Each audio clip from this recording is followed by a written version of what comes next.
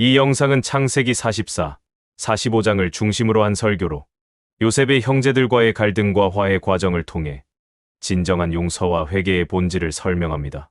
설교자는 회개의 중요성과 하나님이 인간의 삶 속에서 역사하시는 섭리를 강조하며 고난을 통해 얻는 영적인 성장과 하나님의 계획을 신뢰하는 믿음을 이야기합니다. 하이라이트. 요셉의 형제들과의 갈등. 요셉은 형제들이 자신을 팔았던 과거를 상기시키며 형제들이 진정한 회개를 하도록 유도합니다. 용서와 회개의 본질. 설교자는 용서가 값싼 것이 아니며 진정한 회개는 뼈저리 통해와 자복에서 비롯된다고 강조합니다. 하나님의 섭리와 계획. 요셉은 자신의 고난과 형제들의 죄를 하나님의 섭리로 받아들이며 모든 일이 하나님의 계획 안에서 이루어졌음을 고백합니다.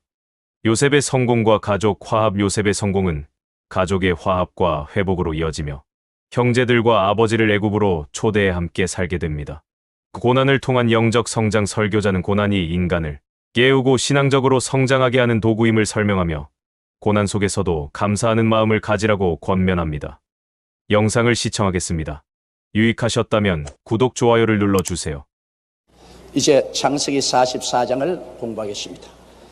이제 창세기 43장에 보면은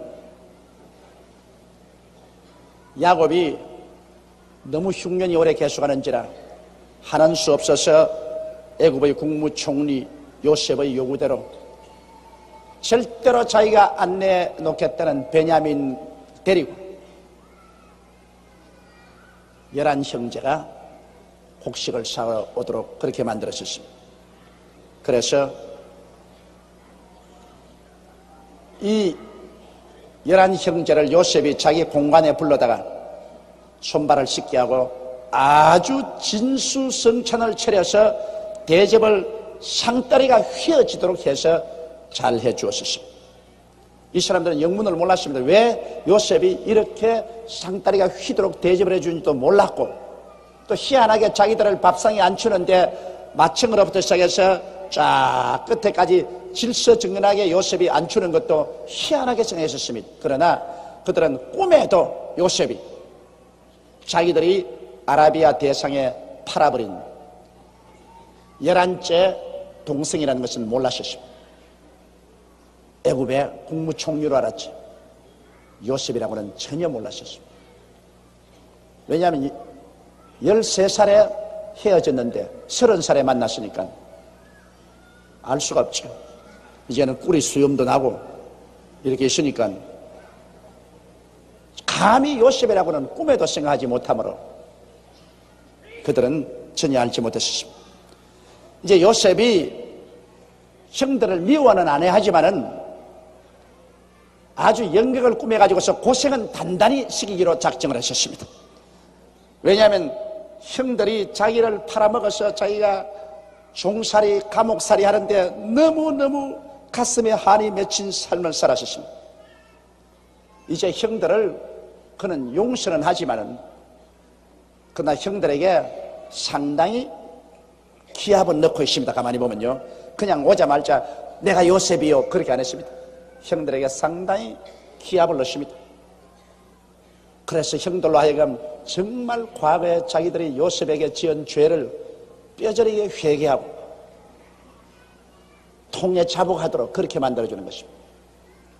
여러분, 용서라는 것은 쉬워 보이지만은 그러나 용서는 그렇게 값싼 것이 아닙니다. 용서는 반드시 뼈저린 통해와 자복이 따라야만 되는 것입니다. 통해와 자복이 없는 용서는 아무 가치가 없습니다. 우리 주 예수께서 십자가에 못 박여 몸짓고 피 흘려서 우리 죄를 용서해 주셨지만은 그 용서를 받을 때 뼈저리게 통해하고 자복하고 그리고 그 용서를 받으면 그 용서가 뼛속까지 스며들어와서 깊은 인격의 변화를 가져오는 것입니다. 그러나 그걸 뭐 장난삼아 내 죄를 용서해 주시옵소서, 아멘, 지나가다가 구운 밤 주워 먹듯이 까먹고 지나갑니다. 그런 것은 진실한 용서가 될 수도 없고 또 그 사람의 인격을 깊이 변화시키지 못합니다. 그렇기 때문에 예수님께서 언제나 용서의 조건 앞에 회개를 떼었습니다. 회개하라 천국이 갖고 왔느라. 하루에 7번씩 70번이라도 죄를 짓고 회개하고 돌아오거든 용서해 주라고 말하는 것입니다. 용서에는 반드시 회개라는 조건이 붙어 있는 것입니다. 그 회개라는 것은 입술로 나불나불하게 하는 것, 그 회개 아닙니다. 회개라는 것은 가슴에서 우러나와야 돼요. 그렇기 때문에 가슴에서 우러나오는 회개는 성령이 역사에서 우러나오든지 아니면 고생을 해야 회개가 나옵니다. 참 희한하게 사람이 부딪혀 대단히 고생스러우면 아이고 내 죄로다 회개가 돼요. 여러분 부모도 좀처럼 회개하다가 자식이 병이 들어서 열이 펄펄 나고 죽게 되면 아이고 하나님 내 죄 용서하여 주시옵소서 그럽니다. 저는 죄 생각도 안 했는데 자식이 막 열이 나고 펄펄 나고 죽어가면 이거 내 죄 때문에 그렇구나. 충심해서 회개하는 거예요. 사람이 고난에 처하게 되고 고통을 받게 되면 뼈를 저미는 그런 회개가 나옵니다. 그러므로 성령이 역사하셔서 깊은 감동을 주심으로 말미암아 그 성령의 감동 때문에 그만 몸부림을 치며 가슴을 찢고 회개하는지, 그렇지 않으면 사람이 고난에 처해서 아주 공공하게 될 때 그때 가슴을 치고 회개해야 됩니다. 그러므로 요셉은 형들에게 진실한 회개를 시키려는 것입니다. 뭐 간단히 와서 형들이여 내가 요셉입니다. 당신들이 14년 전에 팔았으나 나는 애굽 총리가 되었어요. 와 아이고 잘 됐구나. 아이고 잘 됐어. 반갑다. 이건 회개가 안 되는 것입니다. 그러므로 요셉은 형들에게 정말 회개를 시키기 위해서 형들을 공공한 처지로 자꾸 몰아놨습니다. 그러니까 형들이 고통을 당할 때마다 뭐가 기억나느냐? 우리가 13년 전에 요셉을 팔 때 요셉이 우리를 보고 형들이여 살려달라고 그렇게 고통을 당하며 부르짖을 때 우리가 그를 멸시했잖느냐? 그 죄값을 받는다. 그 죄값이다. 그것을 뼈저리게 느끼도록 하는 것입니다. 그러므로 형들을 괴롭히는 것이 아니라 형들을 진실로 회개시키려고 요셉은 자꾸 몰아넣는 것입니다. 앞에도 여러분 본 것처럼 그들이 고통을 당할 때마다 늘 요셉을 기억했습니다. 그 봐라 그때 그 아이가 그렇게 울고 부르짖는 것을 용서해 주자고 그랬는데 너희들 때문에 팔았지 않느냐. 서로 그렇게 가슴을 치면서 회개하는 운동이 일어나기 시작하는 것입니다. 이제 44절에도 보면은 또 요셉이 한 발짝 더 나아가서 그들을 아주 공공한 처지로 밀어넣고 있습니다. 44절에 보면 요셉에게 청지기에게 명하여 가로되 양식을 각인의 자루에 실을 수 있을 만큼 채우고 각인의 돈을 그 자루에 넣고 상다리가 휘어지도록 얻어먹고 더 그 좋은 집에 아주 비단 요이부를 하고 잠을 자고 그 다음 날에는 자기들의 자루에 곡식을 가득 담고 그 돈은 또 도로 그 자루에 다 집어넣고 그러고 난 다음에 마지막 베냐민 그 요셉의 자기 친동생이지 어머니 라헬에서 낳은 친동생의 자루에는 요셉이 늘 마시는 은잔을 그 속에 집어넣게 한 것입니다. 이제 그래서 폭풍우가 이제 다가오기 시작하는 것입니다. 2절에 보면 또 내 잔 곧 은잔을 그 소년의 자루 아구에 넣고 그 양식값도 돈도 함께 넣어라 하며 그가 요셉의 명령대로 하고 개동시에 사람들과 그 나귀를 보내니라. 그 사람들은 모릅니다. 나 참 대접 잘 받고 잘 짜고 그리고 또 곡식 가득 넣고 돈은 주었는데 도로 그 종이 몰래 돈은 다 부대에 넣어버리고 마지막 베냐민의 부대에도 돈도 넣고 은잔을 숨겨 넣었습니다. 요셉이 간접적으로 굉장한 정신적인 압박을 그들에게 가하는 것입니다. 그래서 아침이 되면 이제 그들이 다 출발했습니다. 그들이 성에서 나가 멀리 가기 전에 요셉이 청지기에게 이르되 일어나 그 사람들의 뒤를 따라 미칠 때 그들에게 이르기를 너희가 어찌하여 악으로 선을 갚느냐 그렇게 하겠습니다. 아직 성 밖에 멀리 떠나기 전에 종으로 하여금 뛰어가서 그들을 잡고서 야 이 사람들아 우리 주인이 이렇게 식사 대접을 했는데 이런 선을 악으로 갚다니 그럴 수가 있냐. 이제는 아주 공박을 하기 시작하는 것입니다. 이것은 내 주인이 가지고 마시며 널 점치는 데 쓰는 것이 아니냐. 너희가 이같이 하니 악하도다 하라. 사실은 요셉이 하나님 믿는데 점을 칠 리는 만무합니다. 그러나 이방인들은 자기가 마시는 이 은잔을 가지고 점을 칩니다. 은잔을 가지고서 그 속에 포도주를 따르든지 그렇다면 차를 따라 가지고서 슥슥슥슥 주문을 외워서 그 다음 보면 차 색깔이 달라지는지 포도주 색깔이 달라진 것을 보고서 점을 쳐요. 그런데 요셉은 실제는 점을 치지는 않습니다. 그러나 요셉이 이방인인 채 하려고 하니까 그렇게 말한 것입니다. 그래서 그 종이 뛰어가신 말이 이럴 수가 있느냐. 우리 주인이 늘 마시는 은잔, 그거 가지고 또 우리 주인이 늘 점을 치는 그 은잔을 너희가 훔쳐가다니 이럴 수가 있느냐. 이렇게 대접 잘 받고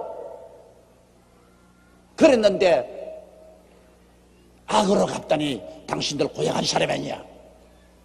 참 간이 철컥 내려앉습니다.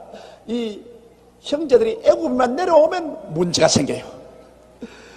차원 애굽 내려오면 뭔지 모르게 문제가 걸린다. 요번에도 또 덜컥 걸렸습니다. 청지기가 그들에게 따라 미쳐 그대로 말하니 그들이 그에게 대답하되 우리 주여 어찌 이렇게 말씀하시나이까. 이런 일은 종들이 결탄코 아니하나이까. 이거 무슨 말씀을 그런 말씀을 하십니까? 우리는 그런 천한 사람들이 아닙니다. 어찌 우리가 그렇게 대접을 잘 받는 사람들이 그래 은잔을 훔쳐겠습니까? 그거 다른 사람에게 그렇게 말하지 우리 보고는 그렇게 말하지 마십시오. 우리 종류가 다른 사람입니다. 물론이죠. 그들은 하나님을 두려워하는 사람들로서 그렇게 치사스러운 일은 안 하죠. 그래서 그들은 단호하게 뻗뛰었습니다. 말하기를 우리 자루에 있던 돈도 우리가 가나안 땅에서부터 당신에게로 가져왔거늘 우리가 어찌 당신 주인의 집에서 은금을 도둑질하리. 전번에 실수로 당신들이 자루에 돈을 도로 다 넣어준 것, 그 돈까지도 우리가 가나안에서 올라올 때 도로 다 가져왔는데 우리가 뭐가 부러워서 주인의 집에 있는 은이나 금을 훔치겠습니까? 우리는 그런 사람 아닙니다. 우리는 정직한 사람입니다. 그 다음 그들은 담대히 말했습니다. 종들 중 누구에게서 발견되든지 그는 죽을 것이요 우리는 우리 주의 종이 되리이다. 추호도 그들은 은잔을 훔칠 일은 없으니까 만일 우리에게 은잔이 발견된 그 사람은 죽여버리십시오. 그리고 우리 형제들은 다 종이 되겠습니다. 여러분 옛날에 종이 된다는 것은 버림받는 것입니다. 옛날에 종은 짐승과 똑같았습니다. 짐승 이하의 대접을 받았습니다. 그러므로 인생은 그로부터 끝장나는 것과 한 가지인 것입니다. 10절에 그가 가로되 그러면 너희 말과 같이 하리라. 그것이 누구에게서든지 발견되면 그는 우리 종이 될 것이요 너희에게는 책망이 없으리라. 청지기 하는 말이 아니라 그 은컵이 발견된 그 사람만 종으로 잡을 것이고 다른 사람은 집에 돌아가셨다. 요셉이 자기 동생은 데리고 있고 싶거든. 자기 친동생은 데리고 있으려고 그래가 이렇게 수단을 쓴 것입니다. 다른 형제들이야 배달한 형제니까 뭐 가도 별로 섭섭지 않지만은 그러나 자기 친동생이야 얼마나 반갑겠습니까?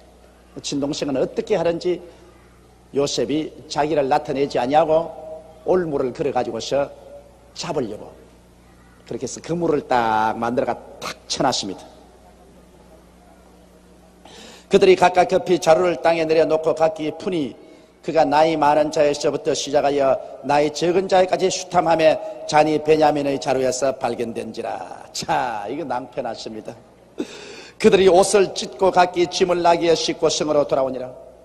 얼마나 답답했기에 옷을 찢습니까? 옛날에 이 유대인들은 대단히 답답하면 옷을 찢어요. 우리 한국에도 그런 습관이 좀 있으면 좋겠어. 답답할 때 뭘 좀 찢어야 속이 시원해요. 제가 옷을 한번 찢어본 적이 있습니다. 옛날에 불광동에서 교회를 개척할 때 사람은 안 모이고 날은 덥고 배는 고프고 짜증은 나고 막 팔자 한탄이 하늘에 사무치죠. 근데 너무너무 먹을 것이 없으니까 나중에는 사람이 기운이 진해지는데 그렇다고 해서 주의 종이 얻어먹으러 다닐 수도 없고 그래서 제가 신방하러 오니까 최하실 목사님과 그 몇 분 거지같이 모여있는 집사님들이 온데간데 없어요. 어디 갔나니까 공사장에 일하러 갔다 그래요. 그래 공사장에 찾아가 보니까 왜 건축 짓는데 이 벽돌 같은 거 머리에 이고 여자들 올라가잖아요. 그걸 하고 있어요. 최자실 목사님부터 시작해서 전부 다 벽돌을 머리에 이고 건축장에 가서 돌 갖다 날라주고 뭘 해야 먹고 사니까. 그래 내가 천막교회로 돌아와서 하나님께 하나님이여 이럴 수가 있습니까? 그 나라와 그 일을 먼저 구하라. 그럼 모든 것 다 주시겠다고 해놓고 난 다음에 이게 이렇게 개척한다고 애를 쓰는데 그래 불과 빵 한 조각을 안 줘가지고서 건축 현장에 가가지고서 저렇게 세면대를 나르고 있으니 세면벽돌 나르고 있으니 저게 무슨 주의 종이 할 일입니까? 기도하다가 막 어찌다 따는지 막 옷을 찢었어 내가 막. 그것도 단불밖에 없는 여러 옷인데 그냥 그놈을 막 내가 막 잡아뛰니까 단추가 두르륵 떨어져요. 그러니까 막 그놈을 막 기도하면서 쫙쫙 찢었습니다. 하나님은 눈에 안 보이고 속은 답답해 못 견디겠고 쫙쫙 찢어버리고 나니까 나는 위에는 아무것도 입은 것이 우통 딱 벗고 있습니다. 이거 천막교회에 앉아가지고서 기도하는 전도사가 단불 윗옷을 다 찢어버리고 윗옷을 벗고 앉아가 있습니다. 나중에는 옷 찢은 거 참 후회를 했지만은 그러다 찢으니까 속은 시원하더라고. 그래서 내가 유대인들이 급한 일 당하면 옷 찢는 것을 압니다. 유대인들은 쉽게 급한 일을 당하면 제사장도 옷을 찢고 임금도 옷을 찢고 일반 사람들도 옷을 찢었습니다. 그만큼 그 마음의 답답함을 표시하는 것입니다. 아이고 내 죽네. 한국 사람 그렇게 말하는데 이 사람들은 찢어라 까짓것 하면서 쫙쫙 옷을 찢어버립니다. 이러니 아이 베냐민의 자루에 은컵이 발견되었으니 이제는 기가 막힙니다. 내 아버지가 베냐민 안 줄라 하는 것 유다가 자기 목숨을 담보로 하고 데리고 왔는데 이제 베냐민이 이렇게 잡히면 이제는 틀림없이 돌아가면 아버지는 기절할 거라. 아버지는 그저로 세상을 뜰 것입니다. 그러니 이 어렵고 어려운 지경을 어떻게 면하겠습니까? 천지가 아득합니다. 그래서 그들은 옷을 찢고 우리도 다 같이 가서 종이 됩니다. 우리 집으로 더 못 따라가요. 이 지경에 돌아가봤자 우리 집 초상나고 말 테니까 아예 우리도 같이 종이 되죠. 그래서 모두 다 짐을 도로 나게 싣고 베냐민만 데려가겠다 했는데도 불구하고 꾸벅꾸벅 10형제간이 다 따라옵니다. 그래서 요셉의 집으로 옵니다. 유다와 형제들이 요셉의 집에 이르니 요셉이 오히려 그곳에 있는지라 그 앞에 그 앞땅에 엎드리니 또 엎드렸습니다. 또 꿈깨더라. 엎드리기도 많이 엎드린다 이제. 그 꿈꾼 자 과연 꿈대로 되는가 보자고 팔았는데 이 막 꿈대로 돼도 12번도 되라는 거라. 올 때마다 요셉 앞에 땅에 꿇어 엎드려 저라는 거라. 그 하나님의 예언은 반드시 이루어집니다. 절대로 하나님의 예언을 무시하면 안 됩니다. 하나님의 예언은 어떠한 일이시도 이루어집니다. 그 요셉이 또 보니까 장관이지요. 11형제가 와가지고 자기에게 엎드려서 절을 쫙 하니까 13년 전에 꿈이 생각나지 않겠습니까? 형들하고 같이 밭에 일하러 가는데 우리가 단을 베어서 세워놓으니 내 단이 가운데 서고 형들의 단과 동생단이 쫙 둘러서니만 내게 절하더이다. 꼭 그들을 요셉 앞에 나서 다 절을 했습니다. 요셉이 그들에게 이르되 너희가 어찌하여 이런 일을 행하였느냐? 나 같은 사람이 점 잘 칠 줄을 너희가 알지 못하느냐? 요셉이 실장 점을 친 것이 아니라 자기가 그렇게 올무를 만들어 놓은 것입니다. 이러니 여러분 형들의 정신적인 고민이 얼마겠습니까? 그 요셉 앞에 엎드려서 큰 준엄한 애굽의 국무총리가 호통을 칠 때 그들의 그 영혼 속에 메아리치는 소리가 뭐겠습니까? 와이고 동생 요셉을 팔았더니 이렇게 당할 줄 몰랐다. 그건 뭐 자동적으로 승인할 건 아닙니까? 그래서 정말 애간장이 닳도록 끓어오르는 회개를 하게 되는 것입니다. 사람이 이렇게 회개해야 진짜 회개가 됩니다. 회개라는 것은 입술로 날름날름 이렇게 회개하는 건 아닙니다. 옛날에 우리 교회 어느 집에 신방을 하니까 가정 예배를 보는데 그 아버지가 회개하고 예수를 믿게 되었다 그러니까 그 아들들이 뭐라 하면, 목사님 우리 아버지 말 믿지 마세요. 우리 아버지는 한강물에 빠져도 입술은 물 위에 떠서 나풀나풀나풀 할 겁니다 그러더라고. 나 그 말 지금도 안 잊으세요. 그 애들이 그러더라고. 애들이요. 한강물에 빠져도 입술만 떼가지고서 나풀나풀나풀나풀. 그건 뭐냐, 아버지가 하도 말로서 거짓말을 많이 했기 때문에 애들조차도 아버지 입술로 하는 말은 압니다. 그 우리가 정말 한강물에 빠져서 입술만 나풀나풀 하고 있으면 안 돼요. 우리 중심으로 회개. 그 중심의 회개는 영혼의 고통이 따라오는 것입니다. 영혼의 몸부림이 따라오는 것입니다. 영혼의 구로가 없는 회개는 깊은 회개가 되지 않습니다. 그래서 이 형들이 이제는 요셉 앞에 엎드려서 영혼의 깊은 구로를 하는 것입니다. 이 장면에 여러분, 우리가 지금 이야기를 읽으니 그렇지 이 사람들은 난진난상입니다. 자, 이제는 고향 땅으로 처자가 다 있는데 돌아갈 수도 없는 일, 그렇다고 여기서 와서 종살이로 한평생 썩어질 수도 없는 일, 그렇다고 변명도 할 수 없는 것이 언짢이 좌우간 곡식안에서 발견되었으니 이를 어찌합니까? 이래서 진퇴유곡이란 말이 여기에 있는 것입니다. 앞으로도 못 나가고 뒤로도 못 나가는 깊은 수렁에 빠지고 마는 것입니다. 그러니 그들 영혼이, 여러분 그 속에서 얼마나 깊은 고통 속에 빠지겠습니까? 그 영혼의 구로는 마치 해산하는 여인과 같이 부러졌을 것입니다. 유다가 가로되 우리가 내줄게 무슨 말을 하오리까? 무슨 설명을 하오리까? 어떻게 우리의 정직을 나타내리까? 하나님이 종들의 죄악을 적발하셨으니 우리와 이 잔이 발견된 자가 다 내 주의 종이 되겠나이다. 할 말이 없다.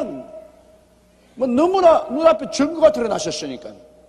자기들이 있는 곡식 그 부대 속에 언짢이 들어있으니 이건 우리가 무슨 말할지 모르겠다. 하나님이 우리를 잡았다. 유다가 지금 말하는 그 말할 때 또 내용이 들어있습니다. 하나님이 옛날 우리 동생을 팔아서 죽게 했더니 지금이 와서 하나님이 우리 죄를 적발했다. 우리 죄값이다 그 말인 것입니다. 죄값으로 잡혔으니 이제 우리 할 말이 없으니 우리 다 이제는 총리님 댁 종이 되겠습니다. 유다의 고백입니다. 여러분, 사람이 죄를 짓고 나면은 두고 시험과 환난을 당하면 간이 탁 내려앉는 게 그때 그 죄 때문에 내가 죄값을 받는구나. 그 예수 믿지 않은 사람은 언제나 그것이 있습니다. 예수 믿는 사람은 하나님께 신실히 죄를 고백하고 자복해버리면 성령이 완전히 그 죄를 옮겨버리시고 보혈로 씻어버리시니까 괜찮은데, 예수 믿지 않은 사람은 아무리 큰 소리 해도 그들이 생에 큰 시련에 부딪히면 제일 먼저 영혼 속에 메아려지는 소리가 죄값이구나, 나의 죄값이구나. 그 죄책의 고통을 느낍니다. 그렇기 때문에 예수 안 믿는 사람이 죽을 때 몸이 뻣뻣해서 죽는 것은 그 죄책 때문에, 죽음이 다가올 때 그 죄책이 떠올라오므로 큰 고통스러워가지고서 얼굴을 찌푸리고 온몸에 힘을 주었기 때문에 뼈가 굳어져가지고서 관 속에 넣을 때 뼈를 꺾어야 됩니다. 뚝뚝 하고 뼈를 꺾어야 돼요.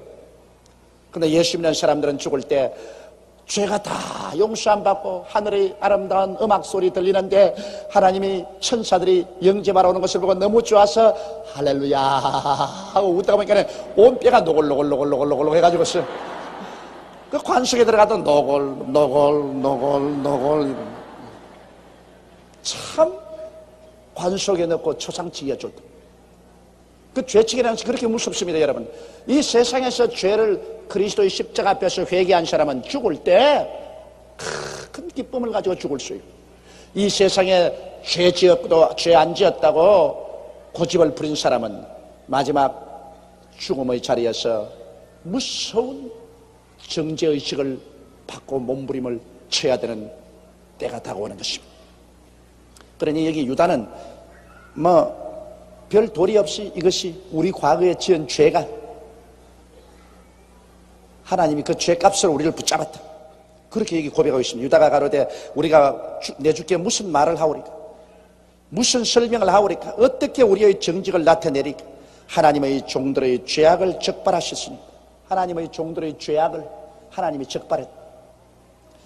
우리와 이 잔이 발견된 자가 다 내 주의 종이 되겠나이다. 요셉이 가로되 내가 결코 그리하지 아니하리라. 자, 참 곤란합니다. 잔이 그 손에서 발견된 자만 나의 종이 되고 너희는 평안히 너희 아버지께로 돌아 올라갈 것이니라. 그러니 잔이 발견된 베냐민만 내 종이 되고 너희들은 편안히 가거라. 너희들 내 잡으려고 안 한다. 그런데 갈 수 없으니 이거 웬 말입니까 여러분? 못 돌아간다고. 그 길로 돌아가면 아버지가 세상을 뜰 것인데 어떻게 돌아갑니까? 그러니 종이 될 수도 없고 돌아갈 수도 없고 여러분 이런 것이 정말 난지난상이라는 겁니다. 돌아가라 그런데도 불구하고 못 돌아가니까. 그래서 유다가 이제 그 마음의 진상을 말을 합니다. 유다가 왜냐하면 이 베냐민 보증을 쓰고 왔으니까. 유다가 그에게 가까이 가서 가로되 내 주여 청컨대 종으로 내 주의 귀에 한 말씀을 고하게 하소서. 주의 종에게 노하지 마옵소서. 주는 바로와 같으심이니이다. 아주 조리 정연하고 예의 바르게 유다가 가서 말을 합니다. 이전에 내 주께서 종들에게 물으시되 너희는 아비가 있느냐 아우가 있느냐 하시기를 우리가 내 주께 고하되 우리에게 아비가 있으니 노인이요 또 그 노년에 얻은 아들 소년이 있으니 그의 형은 죽고 그 형을 앞에 두고서 이야기하는 겁니다. 그의 형은 죽고 그 어미의 끼친 것은 그뿐이므로 그 아비가 그를 사랑하나이다 하였더니 주께서 또 종들에게 이르시되 그를 내게로 데리고 내려와서 나로 그를 목도하게 하라 하시기로 우리가 내 주께 말씀하기를 그 아이는 아비를 떠나지 못할지니 떠나면 아비가 죽겠나이다. 그 아버지가 이 막내를 목숨같이 사랑하고 있는데 기회가 떨어지면 아버지 목숨이 살지를 못해요. 주께서 또 주의 종들에게 말씀하시되 너희 말째 아우가 너희와 함께 내려오지 아니하면 너희가 다시 내 얼굴을 보지 못하리라 하시기로 우리가 주의 종 우리 애비에게로 돌아 올라가서 내 주의 말씀을 그에게 고하였나이다. 그 후에 우리 아비가 다시 가서 곡물을 조금 사오라 하시기로 우리가 이르되 우리가 내려갈 수 없나이다. 우리 말째아우가 함께하면 내려가려니와 말째아우가 우리와 함께함이 아니면 그 사람의 얼굴을 볼 수 없음이니이다. 주의 종 우리 아비가 우리에게 이르되 너희도 알거니와 내 아내가 내게 두 아들을 낳았으니 이제 라헬입니다. 라헬이 요셉하고 베냐민을 낳았습니다. 하나는 내게서 나간 거로 내가 말하기를 정녕 찢겨 죽었다고 산에서 짐승에게 찢겨서 죽었다고 자기는 생각해요. 왜냐하면 형들이 짐승을 잡아서 요셉의 옷을 벗겨 피를 묻혀서 아버지가 가져왔으니까. 그러므로 하나는 내게서 나간 거로 내가 말하기를 정녕 찢겨 죽었다 하고 내가 지금까지 그를 보지 못하거늘 너희가 이도 내게서 취하여 가려 한즉 베냐민도 내게 취하려 간지 한즉 만일 재해가 그 몸에 미치면 나의 흰머리로 슬피 음부로 내려가게 하리라 하니 베냐민이 잘못되면 아버지는 통곡을 하고 백발이 성성한 노인이 죽을 것이다. 음부로 내려간다는 것은 죽는다는 말이겠습니다. 아비의 생명과 아이의 생명이 서로 결탁되었거늘 이제 내가 주의 종 우리 아비에게 돌아갈 때 아이가 우리와 함께하지 아니하면 아비가 아이의 없음을 보고 죽으리니 이같이 되면 종들이 주의 종 우리 아비의 흰머리로 슬피 음부로 내려가게 하매니이다. 주의 종이 내 아비에게 아이를 담보하기를 내가 이를 아버지께로 데리고 돌아오지 아니하면 영영이 아버지께 죄를 지리라 하였사오니 청컨대 주의 종으로 아이를 대신하여 있어서 주의 종이 되게 하고 아이는 형제와 함께 돌아 올려 보냈소서. 내가 어찌 아이와 함께 하지 아니하고 내 아비에게로 올라갈 수 있으리까? 두렵건대 죄가 내 아비에게 미침을 보리이다. 이 굉장히 효성스러운 말입니다. 그렇죠? 이게 보통이면 마음에 감동이 안 되는데 이 요셉에게 말을 하는데 절절히 아버지에 대한 효성으로 마음속에 끌어오른다고. 나는 좋습니다. 나는 뭐 죽어도 좋고 여기 남아서 요셉의 종이 되어도 좋은데 이 막내하고 우리 아버지하고는 생명이 연결되어 있어. 그렇지 않더라도 라헬에게서 낳은 요셉은 산에 가서 짐승에 찢겨 죽었다고 아버지가 생각하고 있는데, 마지막 베냐민까지 못 데리고 가면 우리 아버지가 슬피 울고 통곡하며 백발이 성성한 노인이 울다 기절해서 죽을 것인데, 자식된 도리로 그것을 보고 있을 수가 없다. 그러니 내 동생은 올라가게 하고 나로 볼모로 잡아서 영영 당신의 종으로 삼아 주옵소서. 아주 조리정연하고 간절하게 호소를 합니다. 나는 이거 읽을 때 내가 요셉이 됐다고 생각하고 앉아있어도 내 마음이 감동이 되더라고요. 참 효성스러운 사람이다. 이 사람이 속으로만 효성이 있을 뿐 아니라 말도 잘해야 돼. 말을 잘못했으면 여기에서 박살 났을 거예요. 그러나 말을 잘했거든. 그 옛날 말에도 말 잘하는 사위 여더라, 그렇게 말하셨습니다. 말을 조리 있게 잘해야 돼요. 속에 지가 아무리 생각을 가지고 있어도 말로서 그걸 표현을 못하면 어떻게 하겠습니까? 그런데 유다는 정말 말을 표현을 잘했습니다. 그러니 요셉이 감동이 안 될 수가 있겠습니까? 요셉이 그걸 듣고 있을 때 엄청 간장이 다 녹아내린 것입니다. 왜냐하면 아버지를 보고 싶은 마음도 간절하겠거니와 그 아버지가 동생을 안 데리고 가면은 통곡을 하고 땅을 치고 세상을 뜰 것이라는 것을 들을 때 그만 여기 꽉 막히는 게 눈물이 그냥 펑펑 쏟아질라 해서 견딜 수가 없습니다.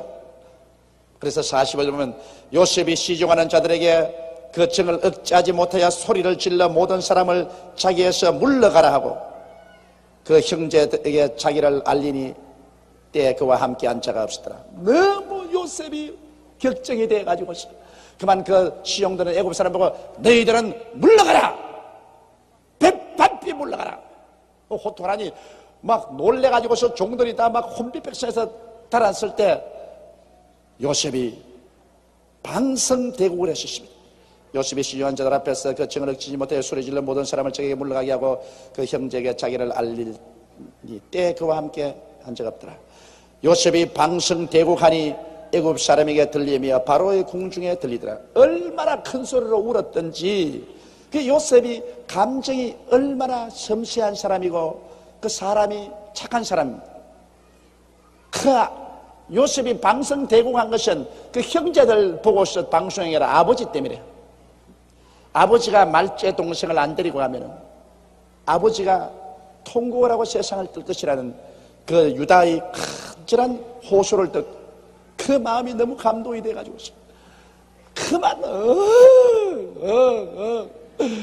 막 마루를 치고 땅을 치고 호국을 하고 웁니다.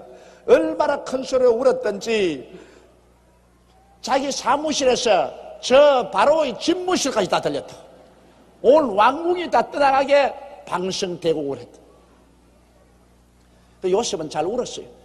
요셉은 잘 울었어요. 잘 우는 사람 속이 시원해져요. 눈물이 속을 씻어냅니다.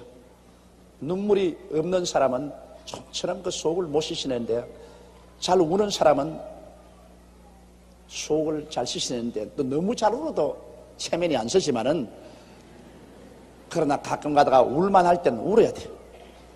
그 요셉이 그 형들 앞에서 갑자기 종들을 나가라고 호통을 치더니만 그만 주저앉아가지고서 펑퍼지로 앉아 땅을 치고 방성대국을 하니까 막 그 형들이 막 놀래가지고서 정신이 아뜩하고 이제는 끝장났구나. 이분이 이렇게 방성대국을 하는 거 보니까 이게 무슨 천지개벽이 와도 왔지 이럴 수가 있느냐. 막 눈이 휘둥그러지는데 그 방송대국을 하면서 하는 말이 형들이여 내가 요셉입니다. 그러니까 아야 우리가 다 미쳤구나.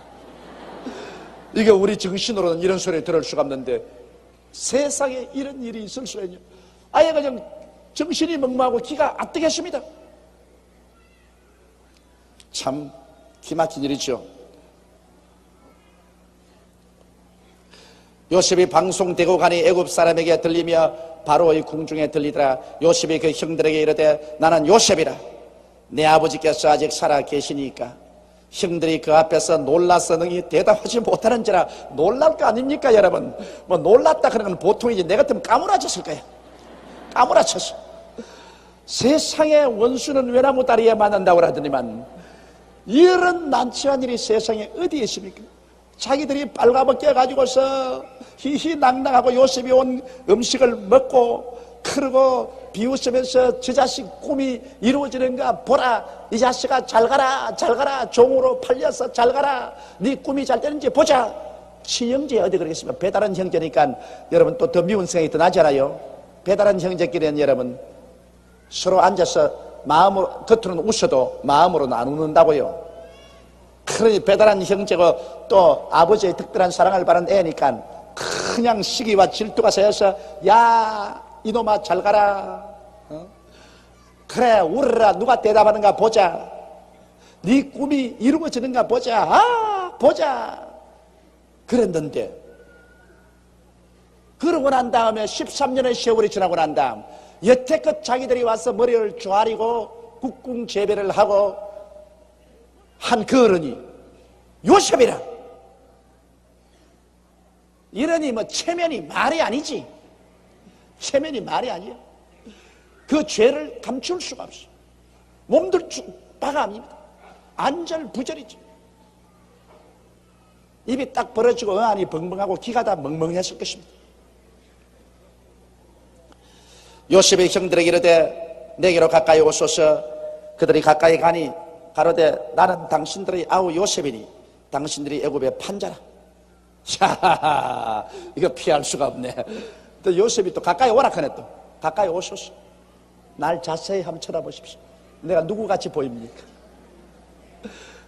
내가 바로 당신들이 애굽에 판 요셉입니다.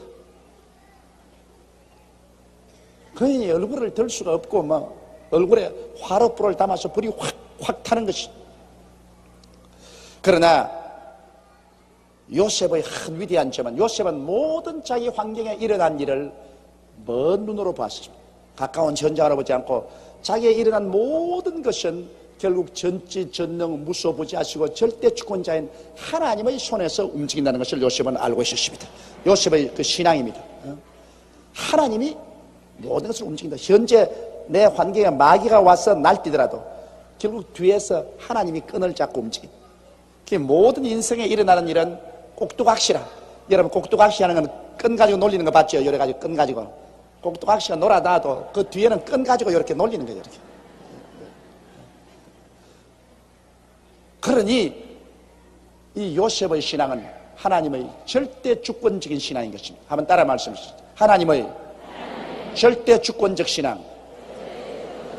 하나님께서 절대 주권을 잡고 있기 때문에 이 환경에 일어나는 모든 일들은 현재 보면은 하나님이 안 계신 것 같지만은 그러나 뒤에서 하나님이 다 조정해서 역사합니다. 그렇기 때문에 로마서 8장 28절에도 하나님을 사랑하는 자 곧 그 뜻대로 부르심을 입은 자들에게는 모든 것이 합력하여 선을 이루나느니라. 먼 눈으로 보면 그 뒤에 하나님이 다 역사하는 것입니다. 그러나 너무 가까이만 보면 하나님은 안 보이고 환경만 보이니까 가슴을 치고 니를 갈고 죽일 놈 살려 하지만은 먼 눈으로 보면 다 뒤에 하나님께서 역사하는 것입니다. 여러분 지금까지 살아온 뒤안길을 돌아보십시오. 옛날에 그때는 말할 수 없이 고통스럽고 괴롭고 원망스러운 일이라도 세월이 지나고 난 다음에 그런 발자취를 돌아보니 다 하나님의 섭리였구나. 할렐루야. 다 하나님의 섭리였구나. 나는 알지 못했는데 그때는 몰랐는데 세월이 지나고 보니까 다 하나님이 날 회개시키려고 날 깨뜨리려고 날 신앙 속에 더 들어오게 하시려고 하나님이 하신 일이로구나. 그걸 알 수가 있어요. 그러니까 먼 세월이 지나고 돌아봐야 알아요. 돌아봐야 알아요. 어떤 사람이 천당에 올라갔는데요. 천당에서 자기 과거에 살아온 길을 쫙 보여주더니 그런데 보니까 발자국이 다 4개라. 왜냐하면 자기가 발자국 2개, 옆에 2 발자국은 누굽니까? 그건 예수님이 한평생을 예수님이 같이 걸어왔었는데 어느 시점에 오니까 발자국이 2개밖에 없거든. 발자국이 2개밖에 없어. 저기는 왜 발자국이 2개밖에 없습니까? 그 길은 너무 험해가지고서 너의 힘으로는 도저히 못 가기 때문에 그게 내가 안고 걸어왔다. 그래서 발자국이 2개밖에 없다. 여러분, 우리 하나님은 숨어있기를 원하십니다. 우리 하나님의 성격은 앞에 나오는 것이 성격이 아니고 언제나 숨어있는 것이 아버지의 성품입니다. 숨어서 뒤에서 역사를 하시오. 그 세월이 지나고 보면 하나님이 뒤에서 역사하신 것에 배우가 환하게 들여다 보이죠. 그러나 현실에서는 그게 안 보입니다. 그러나 요셉은 하나님께서 배후에서 다 역사하셔서 하나님의 뜻을 이룬 것을 알고 있기 때문에 형들에게 원망하지 않습니다. 이제 여기 그 신앙 고백을 하는 것입니다. 당신들이 나를 이곳에 팔았으므로 근심하지 마소서. 한탄하지 마소서. 하나님이 생명을 구원하시려고 나를 당신들 앞서 보내셨나이다. 이 땅에 2년 동안 흉년이 들었으나 아직 5년은 기경도 못하고 추수도 못할지라. 하나님이 큰 구원으로 당신들의 생명을 보존하고 당신들의 후손을 세상에 두시려고 나를 당신들 앞서 보내셨나이다. 그런즉 나를 이리로 보낸 자는 당신들이 아니요 하나님이시라. 하나님이 나로 바로의 아비를 삼으시고 그 온 집의 주를 삼으시며 애굽 온 땅의 치리자를 삼으셨나이다. 자, 이 요셉의 신앙이 얼마나 올바른 것입니까? 요셉은 하나님이 미리 당신들을 구원하고 당신들의 자신들의 생명을 구원하고 당신들의 씨로 이 세상에 남게 하려고 먼저 나를 보내셨어요. 그래서 애굽의 국무총리가 되게 하고 바로의 집의 아비가 되게 하고 애굽 땅의 치리자가 되어 하나님이 하신 일이다. 여러분, 그러므로 보십시오. 하나님이 하시는 일이 반드시 꽃수레를 타고 하나님이 일이 되는 것은 아닙니다. 요셉이 하나님이 보내실 때 그가 타고 온 수레는 꽃수레도 아니고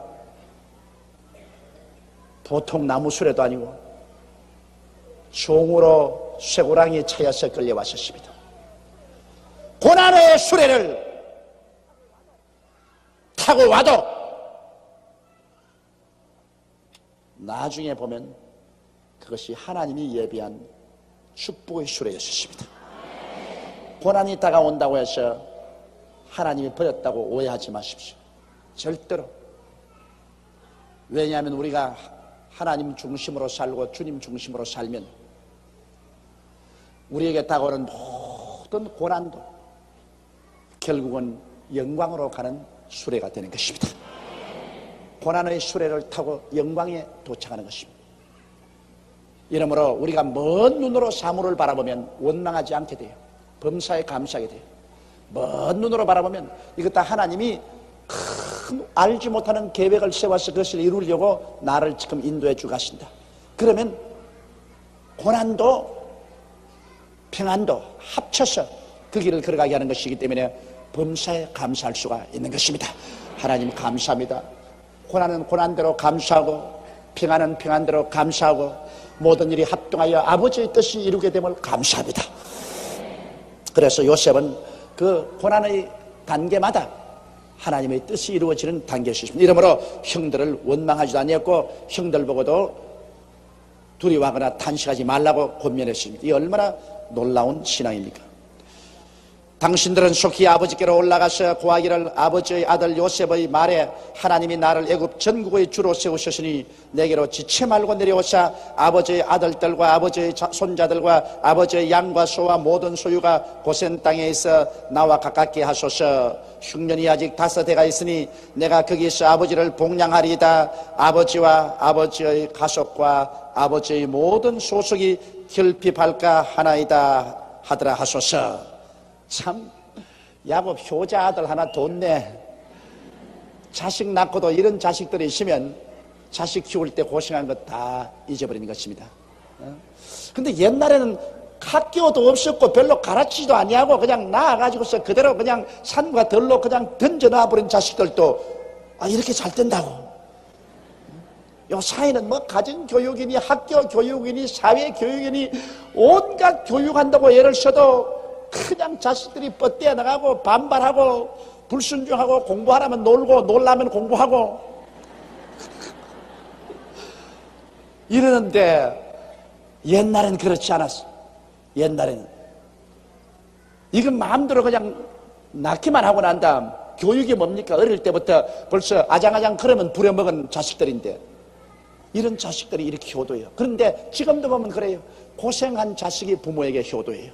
참 보면 부모가 그냥 아침에 깨워주고 저녁에 재워주고 주우면 꺼질까 놓으면 날아갈까 이렇게 해서 키워놓은 자식들이 반드시 나중에 오히려 불평하고 원망하고 부모에게 불효하는데, 시골에서 나와가지고 밥도 못 먹이고 학교도 잘 못 보내고 뼈가 부러지도록 고생을 하고, 그래가 도시로 나와가지고서 온갖 눈물로 고생을 하면서 그래도 돈 좀 벌면 명절이라고 부모에게 옷 사보내고 고기 사보내고, 그러고도 내 신앙 상담 오면 눈물을 축축축 흘리면서 우리 아버지 어머니 고생한다고.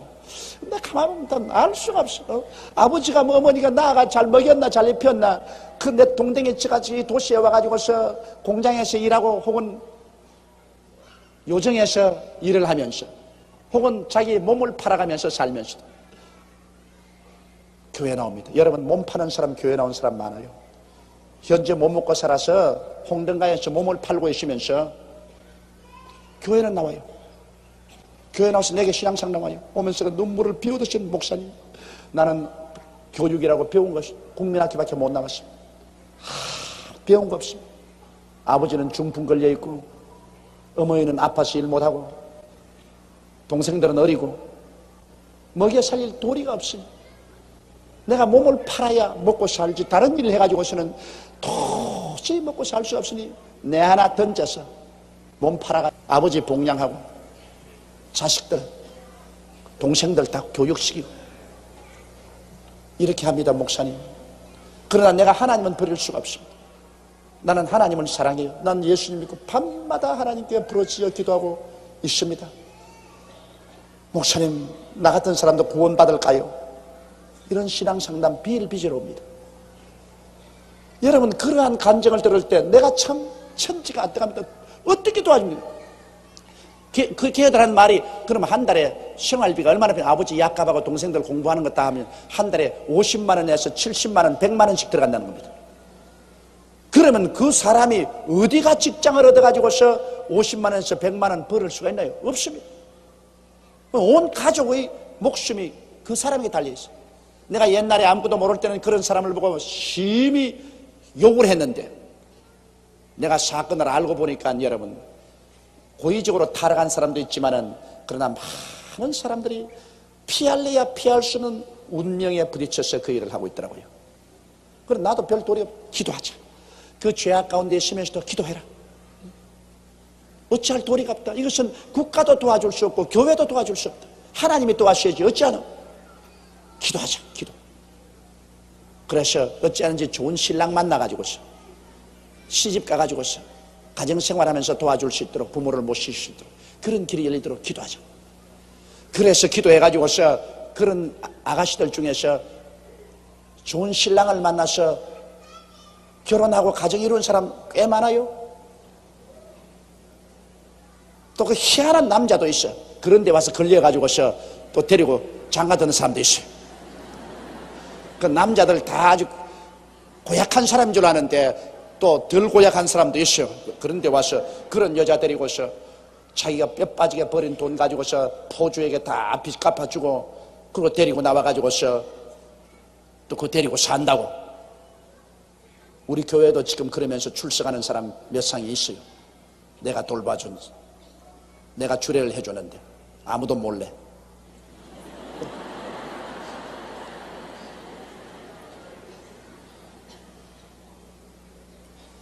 그러니 이 세상에 아주 고생을 하고 고통을 당한 사람이 부모에게 효도하고, 너무 호사스럽게 자란 사람들이 오히려 원망하고, 세상에 안 골라도 이렇게 안 고를 수가 없이. 자, 이 요셉도 보면은 참 아버지에게 뭐 그렇게 크게 사랑받은 것 없지만은, 그러나 그가 아버지에 대한 절절한 그 효성의 이 말을 볼 때 참 감격하지 않을 수가 없는 것입니다. 당신들의 나이 애굽에서 영화와 당신들의 본 모든 것을 다 내 아버지께 고하고 속히 모시고 내려오소서 하며, 자기 아우 베냐민의 목을 안고 우니, 자, 자기의 친동생 아닙니까? 베냐민의 목을 안고 우니, 베냐민도 요셉의 목을 안고 우니라. 요셉이 또 형들과 입맞추며 안고 우니, 형들이 그제야 요셉과 말하니라. 유구무원으로 있다가 요셉이 형들의 목을 안고서 우니, 그때야 안심이 되고 이제는 입이 열려서 말을 한 것입니다.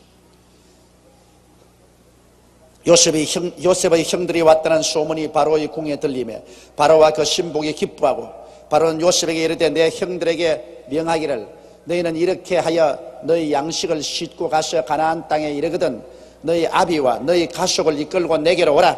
내가 너희에게 애굽 땅 아름다운 것을 주리니 너희가 나라의 기름진 것을 먹으리라. 이제 명을 받았으니 이렇게 하라. 너희는 애굽 땅에서 수레를 가져다가 너희 자녀와 아내를 태우고 너희 아비를 데려오라. 또 너희의 기구를 아끼지 말라. 온 애굽 땅의 좋은 것이 너희 것임이라 하라. 그래서 요셉 한 사람이 출세를 하며 그 덕분으로 아버지와 모든 형제들이 다 먹고 살더라.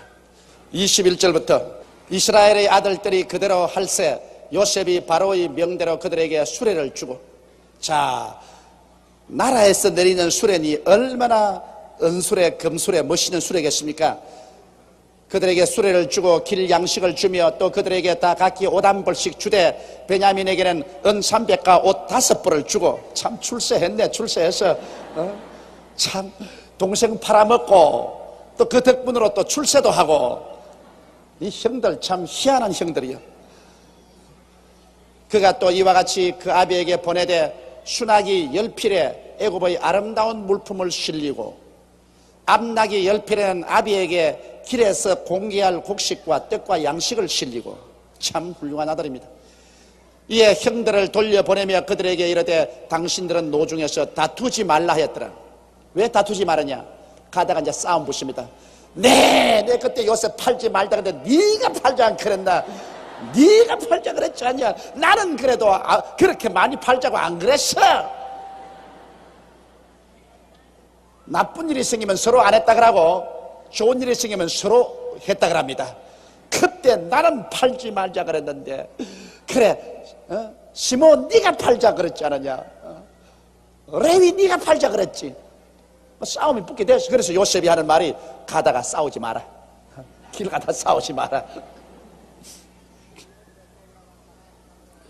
그들이 애굽에서 올라와 가나안 땅으로 들어가서 아비 야곱에게 이르러 과여가로되 요셉이 지금까지 살아있어 애굽 땅 총리가 되었더이다. 여러분 그 믿겠어요? 야, 이 자식들아, 정신 빠진 소리 하이도 말아. 애비가 나이가 많다고 날 이제 속여? 고약한 놈들.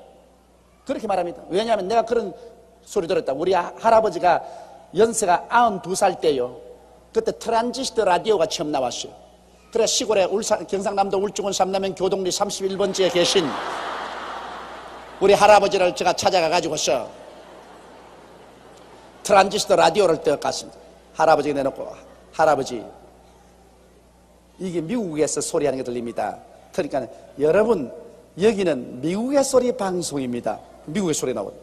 그 할아버지가 가만히 듣더니만 대노를 하시면서 예이 고약한 놈, 할애비가 나이가 92살이라고 해서 내가 멍청이 바본 줄 아냐? 이런 통을 하나 가지고 미국이 어디라고 얘기했어? 미국 사람이 얘기했어 말한 이 고약한 놈아.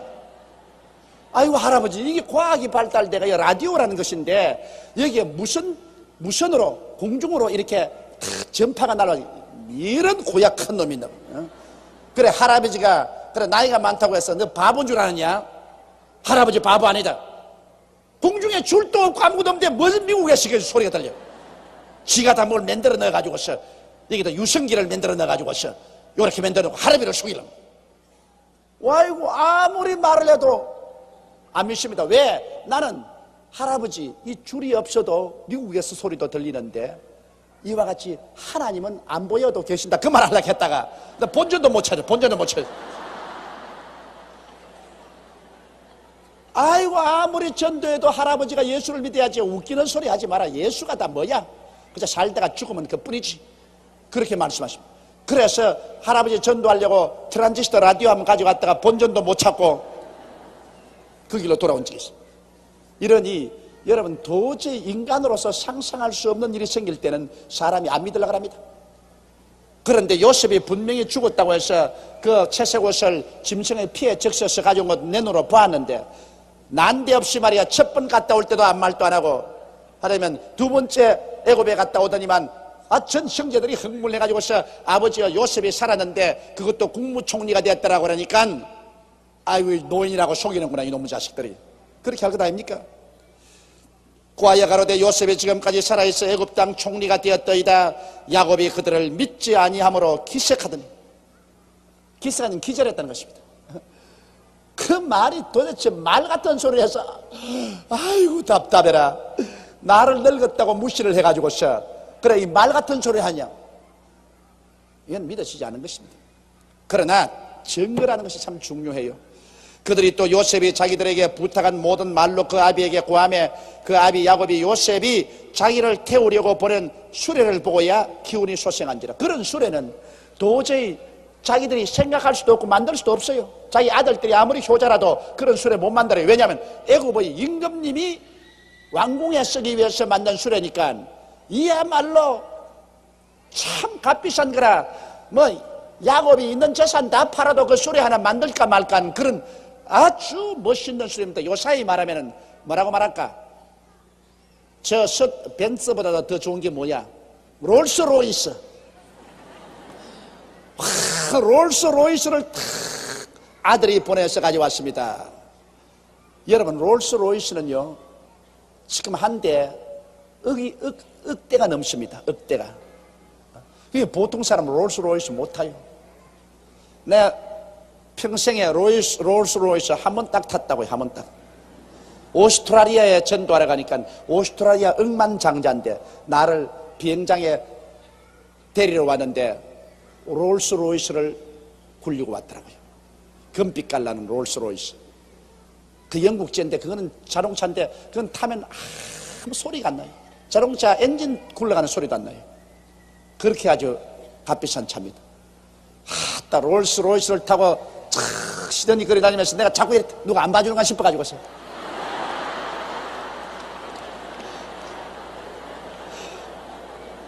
촌놈이 좋은 차 타니까 누가 좀 봐줘야 되겠는데 야 이거 좀 안 봐주나 싶어가지고서. 그런데 우리 같은 사람에게 우리 아들이 외국에 가서 잃어버린 아들이 크게 성공해서 아주 잘 산다고 하면 웃기는 소리 하지 말았는데 그 아들이 롤스로이스를 아버지 타고 오라고 보냈다면 그거 안 믿을 도리가 없어요. 그건 절대로 거짓말로 만들 수는 없으니까. 그러니 애굽에서 그 당시에 온 수레는 롤스로이스. 그렇게 값비싼 그 아버지가 그것을 보니까 정신이 번쩍 듭니다. 야곱이 요셉이 자기를 태우려고 보낸 수레를 보고야 기운이 솟생한지라. 와 이거 참말이구나. 와 이거 이런 일도 있을 수가 있느냐. 이스라엘이 가로되 조카도다. 내 아들 요셉이 지금까지 살았으니 내가 죽기 전에 가서 그를 보리라. 그 말밖에 할 게 더 있습니까? 조카도다. 이 이상 더 만족할 것이 없다. 내 죽기 전에 빨리 가서 봐야지. 롤스로이스도 좋고 다 좋지만 내 아들보다 좋은 게 어디 있냐. 내가 빨리 가서 아들 봐야지. 참 그래서 큰 슬픔이 큰 기쁨으로 변하는 것입니다. 하나님이 같이 계시니 하나님은 인간으로서 상상할 수 없는 기적을 행하시는 것입니다. 인간으로서의 슬픔과 절망이 하나님 손에 들어가면 저와 무궁하게 되어서 말할 수 없는 영광으로 변화되는 것입니다. 그 하나님은 여러분 오늘 우리의 하나님입니다. 아브라함의 하나님, 이삭의 하나님, 야곱의 하나님은 죽은 자의 하나님이 아니라 산 자의 하나님이시니라. 살아있는 여러분과 나의 하나님인 것입니다. 할 수 있거든요. 무슨 말이냐. 믿는 자에게는 능치 못하심이 없다고 말씀하셨죠. 사랑하는 자여 내 영혼이 잘됨같이 내가 범사에 잘되며 강건하기를 내가 강구한다고 하나님 말씀하셨습니다. 도적이 오는 것은 도적질하고 죽이고 멸망시키려는 것뿐이요 내가 온 것은 양으로 생명을 얻게 하되 풍성히 얻게 하려 왔노라고 하신 좋은 하나님이신데 이 하나님이 어떻게 여러분에게 나쁜 것을 주겠습니까? 너희 자식이 떡을 달라면 돌을 주며 생선을 달라면 뱀을 줄 자가 있겠는가? 너희가 악한 자라도 자식에게 좋은 것 줄 줄 알거든 하물며 천부께서 구하는 자에게 좋은 것으로 주지 아니하시겠느냐.